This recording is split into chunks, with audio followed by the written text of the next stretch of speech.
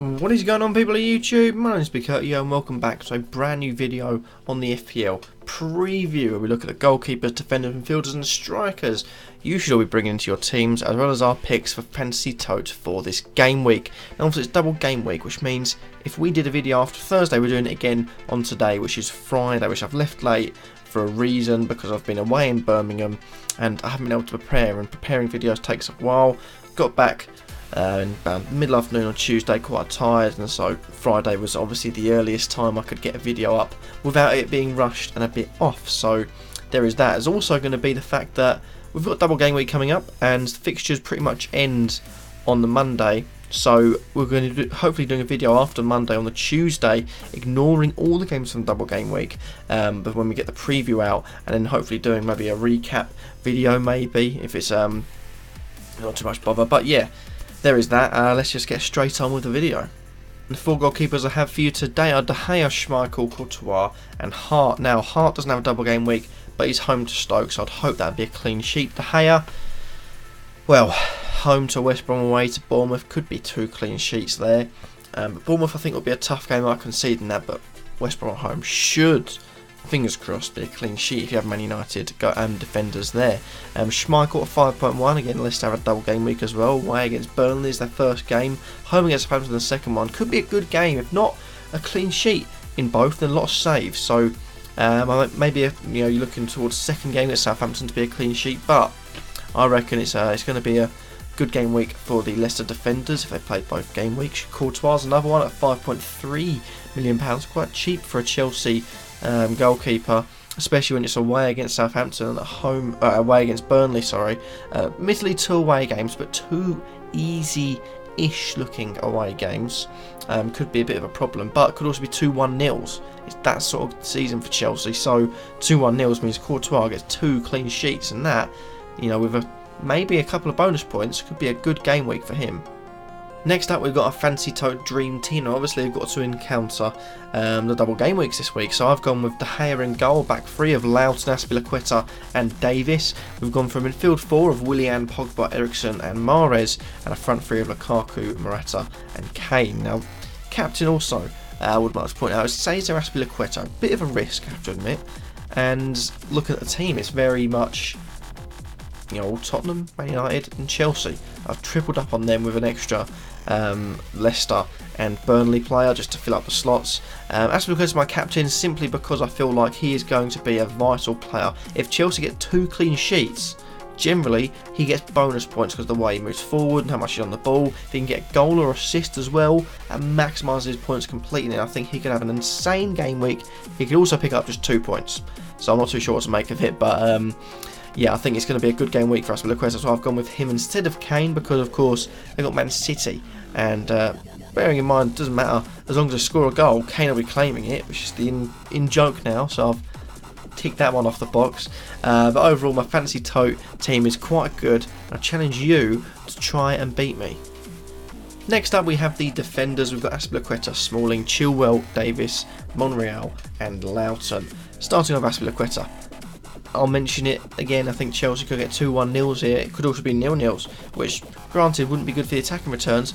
Azpilicueta would thrive, though. That's 0-0 is basically 3 bonus points for Azpilicueta and a clean sheet if he plays the full 90. So he could be really good. Smalling, another one.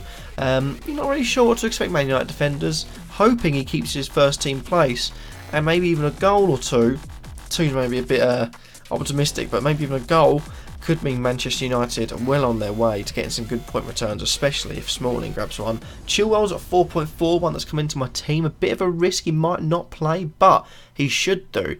And I feel like Leicester's 2 games could be games where they pick up a clean sheet or 2. Even the chance of attacking returns for Chilwell too. Davis, Rose has been ruled out with injury, so Davis is a pretty much sure starter, and hopefully for both the games, which means maybe some points returns back. 5.9 it costs you. A bit expensive considering one of the games against Man City, but if they do what they did last season, smash and grab, essentially outplay Man City 2-0, Davis could be in for some big scores. We've also got Monreal there, who doesn't have a double game week, but I feel like it's going to be a good Arsenal performance against Newcastle. Been in good scoring form, and Monreal could be on the action again. And we've also got Matt Lowson at 4.4. Difficult games for Burnley. Home against Leicester or home against Chelsea. Big thing is it's double home games, so that's one thing to take into account. Next up, we've got our Fantasy Tote 5-a-side picks, where we pick a certain game, go for the 5-a-side, and see if we can get the most points from those just 5 players. Maximum 3 from every team, you know the drill by now. I've gone with Tottenham versus Man City, because why else? Why else? There's a lot of games to pick. I've gone with Tottenham versus Man City, with Lloris in goal, Otamendi at the back, De Bruyne and Eriksen in midfield, with Kane up top, and Kane is my captain, because even if Man City score, Aguero scores a penalty, Kane got the final touch because it's the in-joke. I did it again. Tick for 2. But yeah, it's a safe bet. It's a really boring bet, but I didn't really know what else to go for, so I thought, hey ho, what could be worse?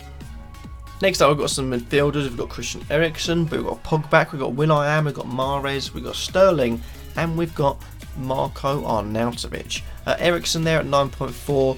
A player that probably hasn't been as good a streak of form as he was in last season, but the 2 goals in the last game means he could be decent, and he's also on set plays, something which could come into hand against a, I'd say when you get him, and you try and punish them, a nervy looking Man City back line. And it has been shown multiple times this season. They haven't kept nearly as many clean sheets as they could have.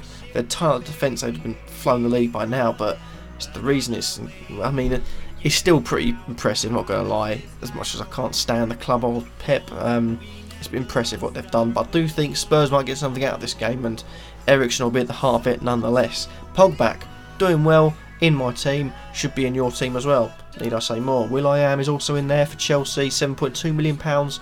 Could he play both? Who knows? Could he play at all? Who knows? Would he play a minute?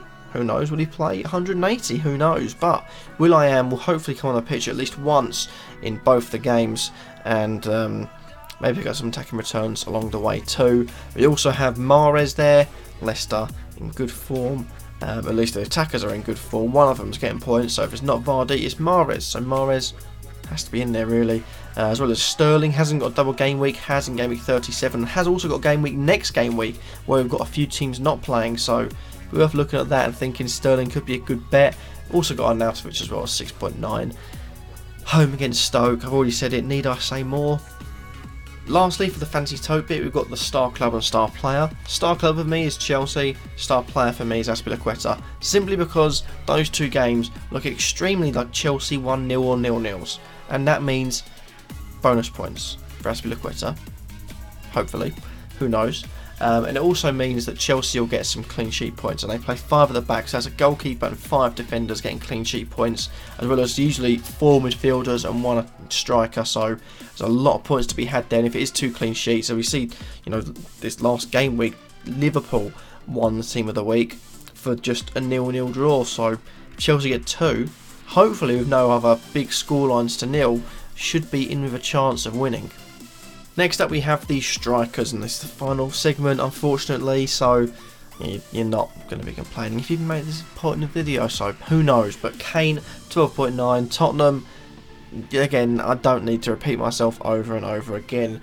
Vardy's another one, I've said it with Mahrez, if Mahrez isn't scoring points then Vardy's scoring points, so if you have both of them in your team, 8.9 and 9.0 respectively, could be a good bet. There, you've also got Lukaku at 11 million, you've got Murray at 6, and you've got Barnes at 5.4. The 2 ones at the bottom, Murray and Barnes, bit of a risk because they've both got double game weeks, but Brighton are away against Palace and home against Spurs, and of course, as I've said, Burnley home against Chelsea, home against Leicester, so it'll be interesting to see who scores out of those 2. I think both of them got a good chance of getting goals in potentially even both games, who knows. And Lukaku's there because he's got 2 relatively good looking games and relatively Lukaku type games, so I think Lukaku could be one to watch as well.